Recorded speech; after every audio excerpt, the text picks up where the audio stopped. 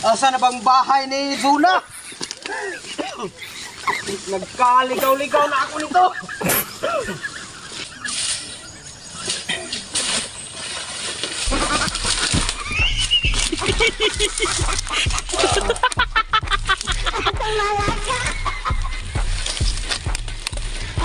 Parang gusto ko nang kalimutan tong parcel na to.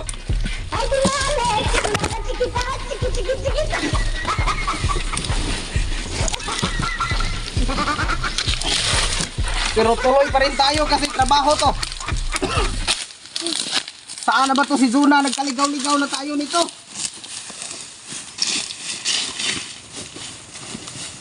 Asan mo na? Zuna! Asan bang bahay mo? Parcel mo dumating na! Yan ang mahirap sa mga mag-order ng parcel.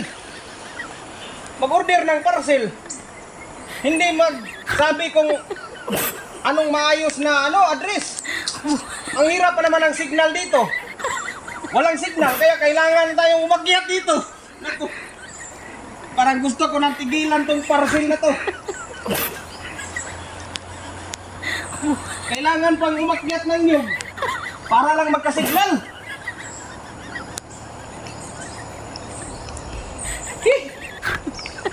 Dito, mayroon na siguro to.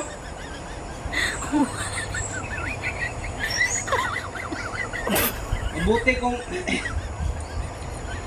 Ay, ito na. May signal na. Mabuti kung sasagot ng Zunang ito. Nagkaligaw-ligaw na ako kung saan-saan ako dumating. Ito na, nag-rain na. Naku, ayaw pang sagutin. Ayaw pang sumagot. Zuna! Sumagot ka! Hirap na ako sa parcel mo! Ano bang nangyayari sa'yo? Magbigay ka sana ng insaktong address. Nagkaligaw-ligaw na ako! Alam mo siguro yung pinagdaanan ko. Kung makikita mo lang yung pinagdaanan ko. Kaya sumagot ka na, Zuna!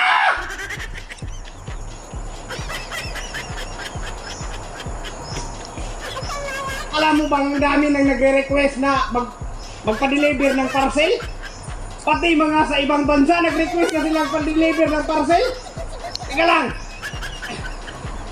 Kayo dyan ha? Ang dami na ninyong request na magpa-deliver kayo ng parcel. Pati ba sa ibang bansa? Kaya ngayon nagkaligaw-ligaw na nga ako dito. Dito pa to sa Pilipinas. No? Nagkaligaw-ligaw na ako. Iwan ko na lang kung andyan pa sa ibang bansa. Nako. Tapos ngayon, ayaw tayong sagutin ni Zuna. Baka i-cancel to. Nako, ito na yung mahirap. Kasi hindi siya nagbigay ng insaktong address. Kaya siguro cancel na to. Bukas na naman tayo. Pero parang tigilan ko na tong parcel na ito. Salamat sa inyong lahat sa panonood.